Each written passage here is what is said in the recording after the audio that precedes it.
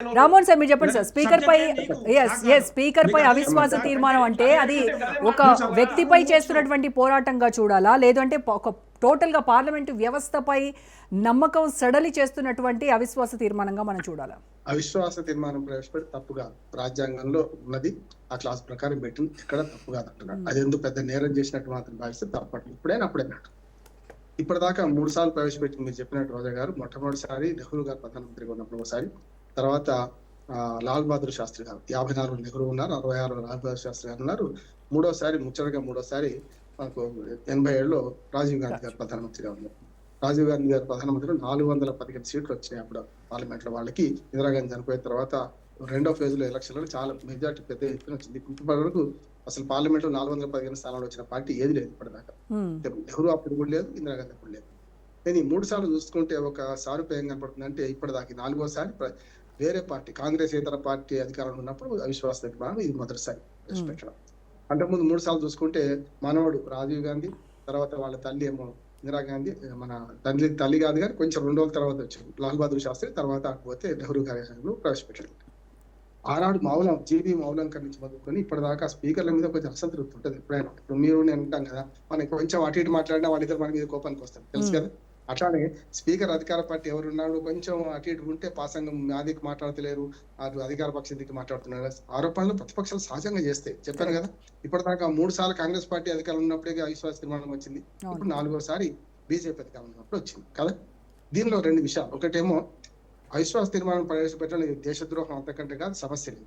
కానీ ఇక్కడ మెజార్టీ చూస్తే తప్పనిసరి 293 సీట్లతో ఎన్డీఏ ఉంది కనుక వాళ్ళే అవిశ్వాస తీర్మానం వ్యతిరేకంగా ఓటేస్తారు, సమస్యలు గెలుస్తారు. అది అందరికి తెలిసింది, ముంజేది కంగనానికి అర్థమైంది.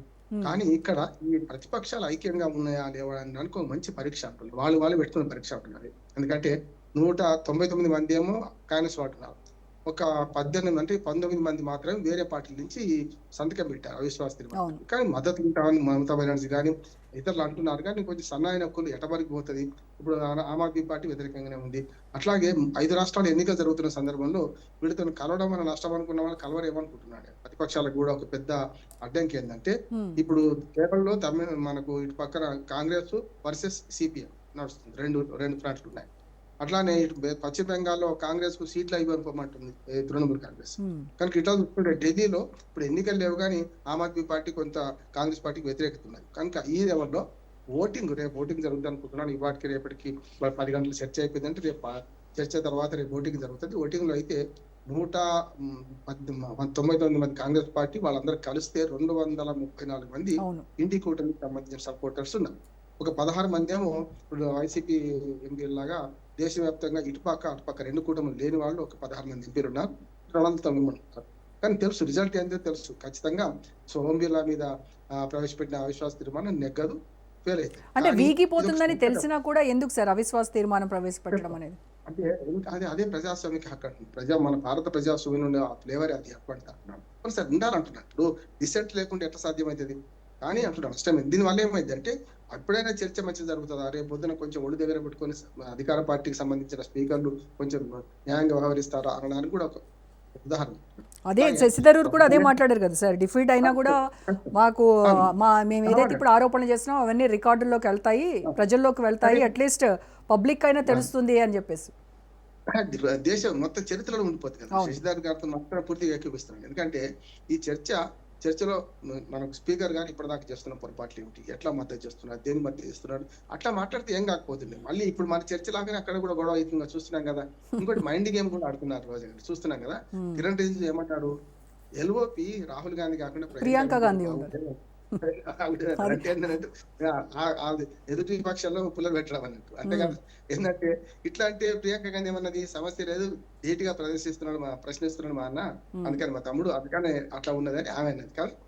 అక్క తమ్ముడు మధ్య చిచ్చు పెట్టడం ఇప్పుడైనా ఉంటది. ఇప్పుడు సన్యాసుల పాఠాలు కావు కదా ఈ పార్టీలన్నీ కూడా, ఏదో ఒక రకంగా చేస్తారు. అంటే ఇప్పటికి కూడా కాంగ్రెస్ పార్టీలో కూడా అభిప్రాయం ఉన్నది ఏంది, రాహుల్ గాంధీ కంటే ప్రియాంక గాంధీ ఉంటే బాగుంటుంది అని. సరే పైకి చెప్పరు, ఇప్పుడు లింగం యాదవ్ గారు నా మాటకి ఏవి ఇస్తారా కానీ మిగతా అంతా ఉన్నది కొంతవరకు. చాలా మంది ఇందిరాగాంధీ పోలికలు ఉన్నాయి ఆమెకు అని, కొంత రాహుల్ గాంధీ గారు నిండుగా ప్రవర్తిస్తున్నారనే మాట, నిండుగా మాట్లాడుతుందనే మాట కూడా వస్తుంది, కాదట్లేదు. ఇప్పుడు అన్నా చెల్లెలు ఇద్దరు, అక్క తమ్ముళ్ళు ఇద్దరు కూడా 2 సీట్లు కేరళలో ఒకరు, ఉత్తరప్రదేశ్ లో ఒకరి నుంచి ప్రాతినిధ్యం వహిస్తున్నారు. ఇక్కడ రేపు జరగబోయే విషయం అందరికీ తెలిసిందే. కానీ ఈ చర్చ వల్ల ఏమైందంటే ఒకటి పార్లమెంట్ రికార్డు పెడతారు, తప్పేందో ఒప్పేందో తెలుస్తుంది.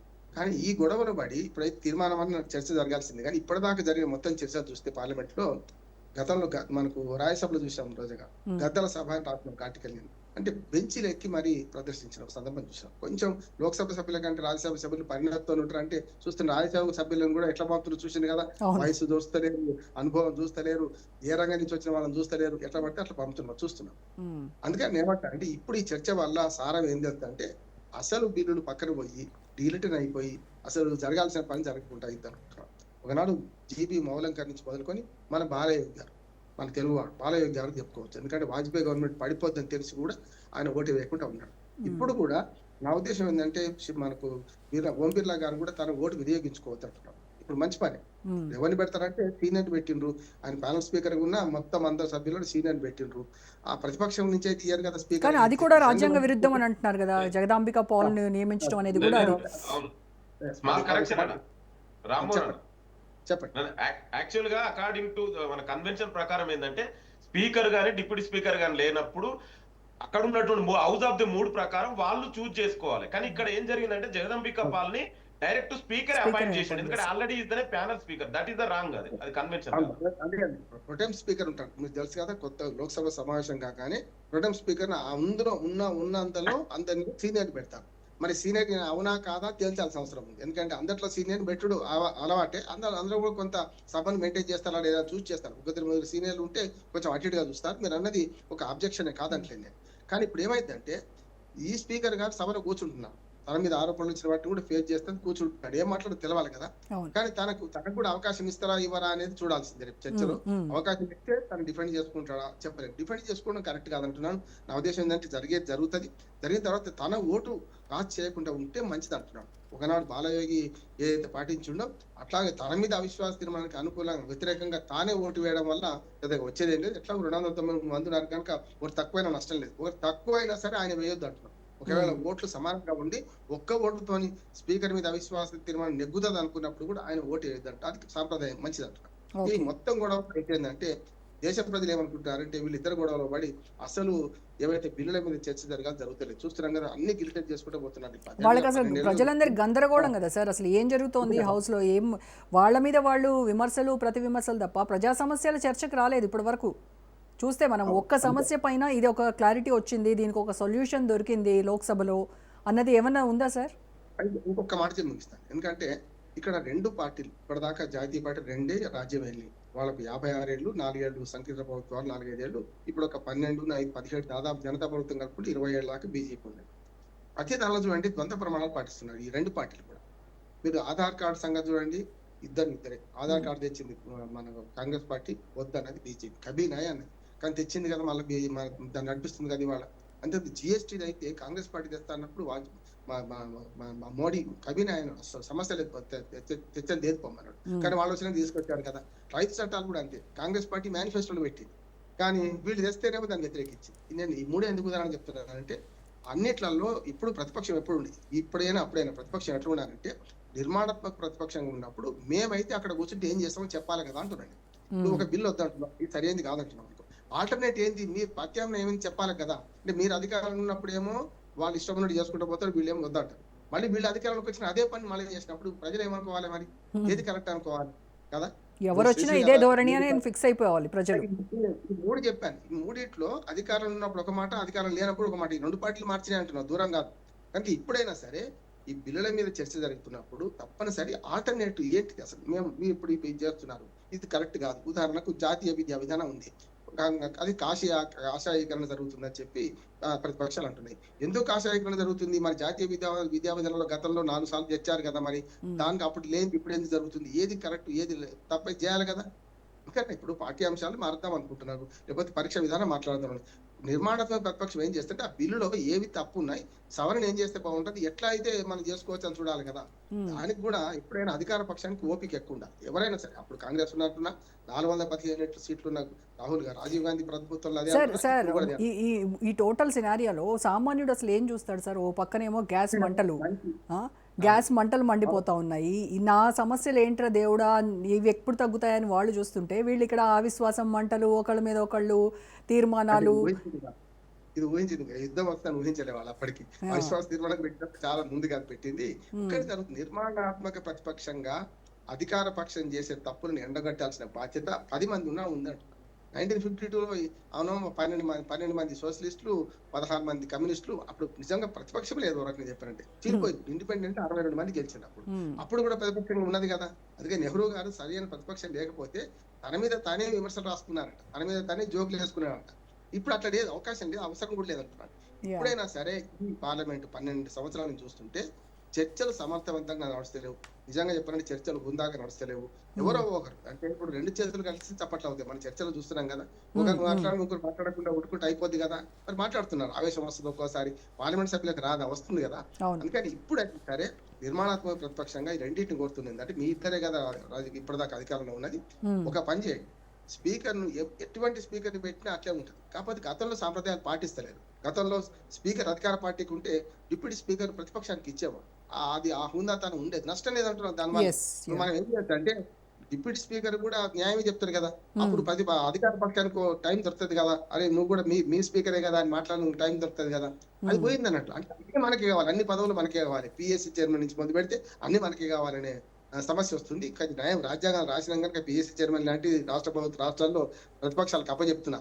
అందులో కూడా మళ్ళీ ఒక రాజకీయం, ఎందుకంటే మనకు అనుకూలంగా ఉండా ఎవరైనా అక్కడ పుల్లబెట్టవచ్చా. ఇది ఇప్పుడు మన కిరణ్ రిజిజు అన్నట్టే ఉన్నది పరిస్థితి. కనుక ఏదైనా సరే దయచేసి ఇప్పుడు విశ్వాస తీర్మానం అయిపోతుంది, మళ్ళీ స్పీకర్ కి ఆయనే వస్తాడు.